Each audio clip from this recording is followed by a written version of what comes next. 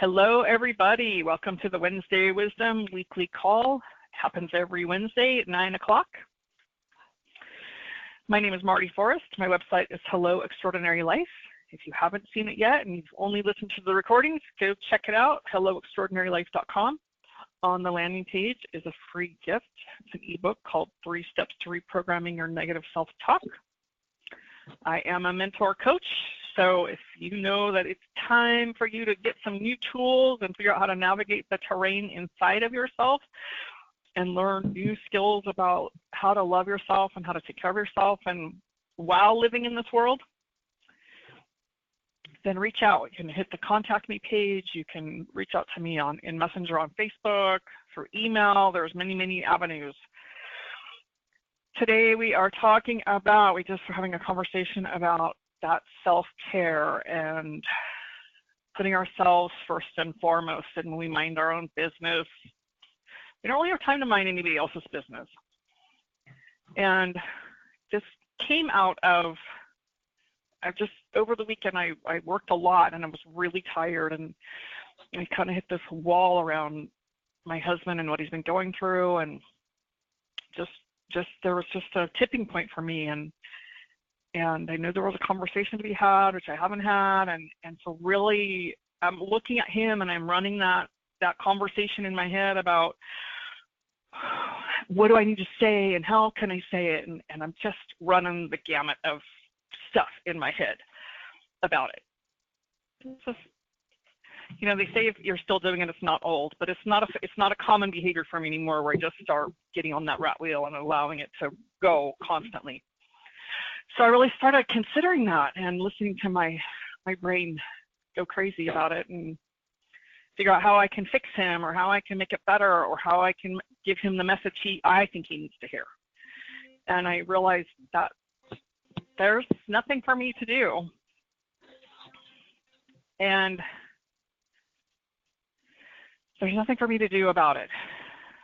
There is a conversation most likely to be had, but I cannot control him or make it different for him. I can simply talk about how it affects me and our relationship. And more than that, I get to look at what do I need to do for me? I'm thinking about him and how he can change his attitude or his behavior, and then I get to look at the mirror and ask myself that same question. What's the most loving thing I can do for myself to take care of myself in this relationship? And this applies to any relationship. It's not just a marriage. But if you have friendships, you know, what do I need to do for me to take care of this relationship? What do I need to give to the relationship to take care of the relationship? How can I best show up to the relationship?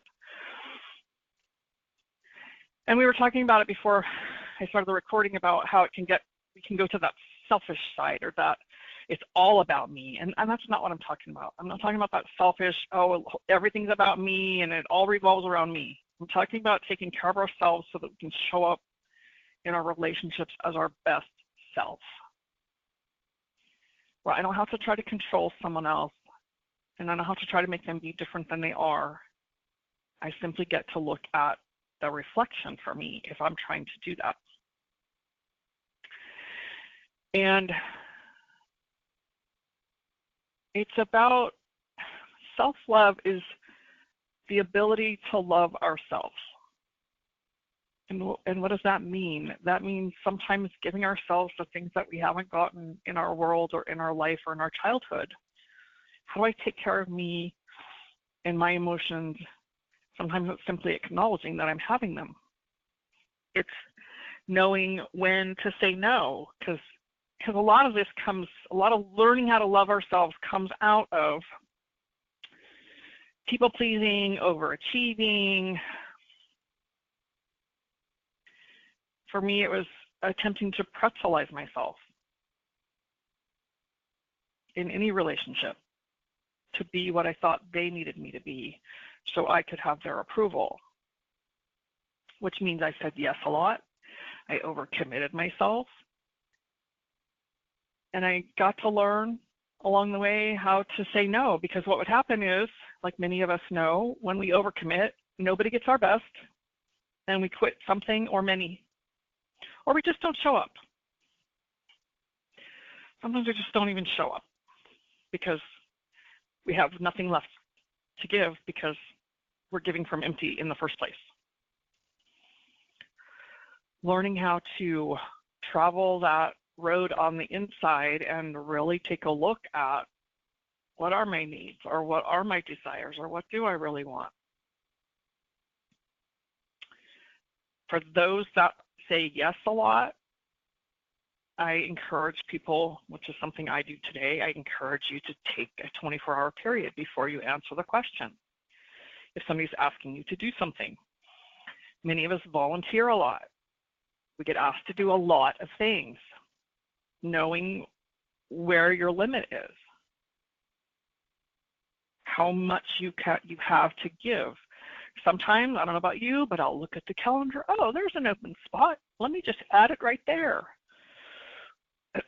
Maybe what needs to be added in some of those open spots are some places of self-care, because we're already committed and we're already at our capacity of giving what we have to give, in addition to living our life of taking care of our family or our home or working, whatever that is.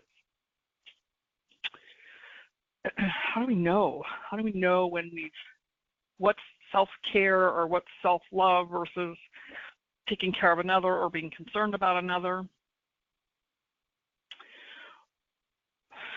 One of the ways, I'm thinking of this rat wheel I got on about my husband and what I think he needs to do or how he needs to change or how he needs help. The truth is I don't really know what he needs. I just know what works for me. But I sure think I know. And I can tell you often when anyone, it's not personal to my husband, when anyone is not ready to hear solution, or they don't want solution or unsolicited advice, first of all, it never lands well, and it's none of my business. So maybe it's about asking the question of the person, if we want to have this conversation, is, can I offer you something? Or what are you asking me for if they're just simply venting about something or talking to you about something? What do you need from me? How do you need me to be here for you? Do you need me to just listen? Do you need me to offer some advice or some questions? So we know how we're showing up for this person. When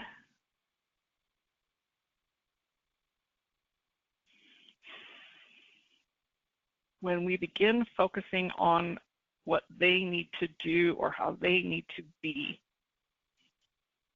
that is just as selfish as thinking I can fix it, first of all,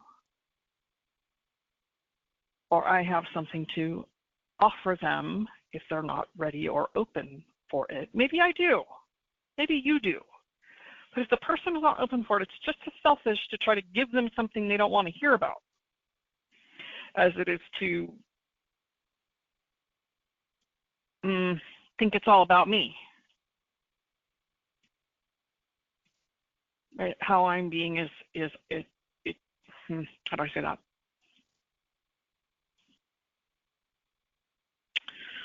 When we think we know what's best for someone else and we're not taking inventory of our own selves, it's just as selfish as when we become self-absorbed, because I'm just as absorbed about thinking about them rather than looking at my own place in the relationship and how is that reflecting back to me. This is where I get to look at and take my own inventory about how do I need to be cared for, or how do I need to care for myself within this situation so I can bring my best self forward. And sometimes all we need to be is the example for them. I was listening to something or reading something about someone else. It was another person who, I'm so far on this journey and I'm so whatever it was for them, and how can I bring my husband along? How can I help him expand and grow with me and the answer was the best way to do that is to keep showing up as your best self and loving yourself and being the example and holding that space for him. And I thought, wow, it's pretty profound, that holding a space for someone else and creating a container, it's sometimes called creating that container or that space for them to simply be. Some people call that the art of allowing. When I allow myself to be who I am, I allow others. I give them permission. Marianne Williamson wrote the poem, and I can't remember the name of it, but it's about shining our light so brightly that others have permission to do the same. And what frightens us the most is shining so brightly, because that I've often thought that comes with a whole lot more responsibility than I want to take on for myself. And what it really means is I get to be responsible for me, my behaviors, my thoughts, my choices. And when I am responsible for me and I shine my light in the world because I'm being that, then others have permission to do that also. Have you ever experienced when you become vulnerable in a situation that other people begin to open up too? Or they thank you for being so vulnerable and sharing so openly because they have felt the same way. They understand. That's how we give people that space. People that are really afraid to open themselves up, when we can do it first, it takes somebody to go first. So when we can do that first, sometimes it gives that, I don't know if I like the word permission, but it gives permission. It gives the space of allowing other people to step into their own vulnerability, or at least acknowledgement. And sometimes just acknowledgement is vulnerability.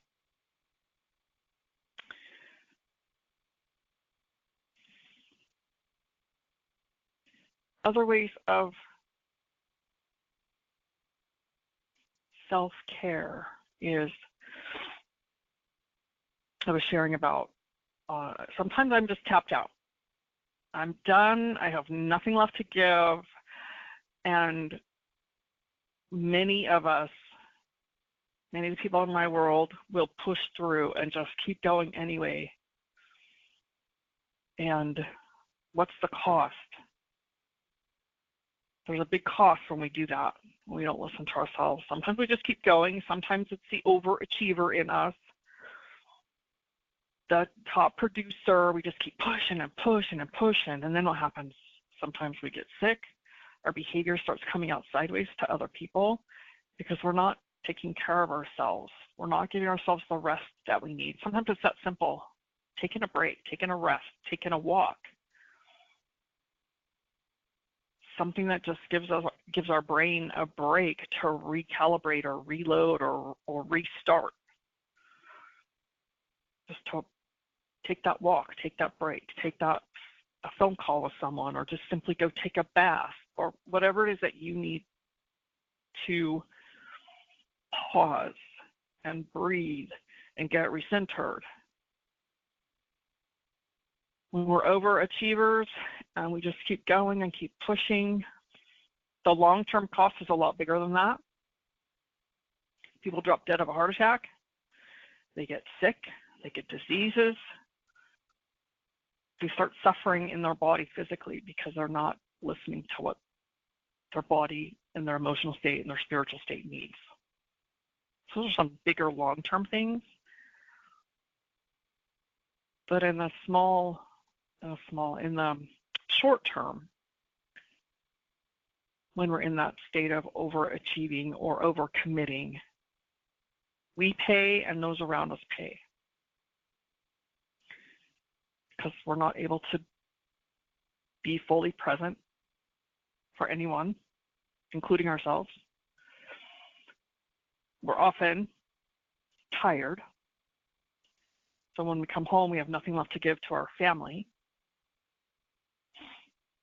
And all we can do is whatever it is we do when we come home, eat dinner, watch TV, whatever that might be, because we're just tapped out. So finding the balance of where you authentically say yes or authentically say no. Someone asked me recently if I wanted to do this course with her. It's a short course, but I said no, absolutely not. She said, okay. I said, I have enough on my plate, and if I add one more thing, nothing's gonna go well. And I already knew, that I already had enough. There were some things that were going to be clearing out of my space and off my schedule, and there were some overlapping things, which sometimes that happens. And I know that ahead of time, so I'm able to at least navigate it, even though I'm tired, and I'm like, okay, this is short term, but I can walk through this. And then it kind of settles down and comes back into balance. So knowing yourself well enough to know when your plate is full. I heard someone who does some sponsorship. He works with other men, and he said, I asked him a question about why he didn't take on this person who had asked him, and he referred him to someone else. And he said, because I can only take on 4 people at a time, because that's all I have to give. If I do more than that, then I'm overcommitted, because he already has a home life and a work life and a volunteer life and whatever else he does. So to take on more than 4 men to work with at a time, and they're all individual. They're not a group of men that they work all together. Generally, it's one at a time. Then I have nothing left to give everybody. And that was so, what's the word? I'm not sure what the word is. But it made an impact in my world, because I have just said yes and yes and yes to helping people. And then all of a sudden I asked my friend, I'm like, I have a mentor, and I said, when is it too much? And she said, only you can answer that question. Like, at what point do you know when you're going to get tapped out and you have nothing left to give all of them? So knowing that about ourselves is a way of caring for ourselves and helping others care for themselves by being that example. Those are some of the things. It's such an incredibly deep topic about how do we care for ourselves, how do we love ourselves and know what our own balance is. I used to get so inspired by so many things that I would say yes to everything because I was just so inspired. And then tomorrow I'd go, oh, what was I thinking? Somebody suggested I give myself that buffer. Ask the person, when do you need an answer by? Can I answer you tomorrow? If they need an answer today, it's automatically no. If they need it right now and they're pushing for a right now answer, no. I just say no. If I can have the time to consider it and really determine if I can give my best to that along with everything else in my life, great. That's what I do, and that's what I would offer. So there's a little bit all over the map, it seems, today. I hope you found something valuable in that. And I'm going to open the call up. All right. I was hearing some background noise, so I muted you. Did you get anything valuable from that? Yeah. That was good. It's just, I've been in that place before. It's a good reminder, and sometimes we need reminders. Yes, we do. Yes, we do. Just when I think I've done something or I've reached the core of something, it's somewhere like it shows up again. Yep. Getting on the rat wheel, thinking about how I could fix my husband. I haven't done that in a long time, and all of a sudden I'm like, really? And now here it is again. Oh, okay, so we're human beings. We keep peeling the layers of the onion. Oh, sure. Getting the reminders. Life is just baby steps. Sometimes we take 2 steps forward and 5 steps back, fall on our ass, and we get up and do it all over again. Try again. Yes, we do. Yes, we do. Yes, we do. I'm reminded when you said that, it reminds me of the babies when they are learning to crawl or learning to walk, and they fall down and they get up and they fall down, and that's just like us when we're traveling this road of self-care and self-love. Is we do exactly that, what you said. One step forward, 5 steps back, fall on our butt, get up, do it again. Sometimes we crash against the furniture, or Absolutely, and sometimes we just stub our toe, and we don't have to fall face first on the ground. We just can stub our toe and go, oh, oops, that's right, I don't want to do that. Keep going. That's cool. Yes. Good reminders. Thank you. Thank you for being here today. Okay. Thank you. Have a great week. All right. You too. Bye-bye. Bye-bye.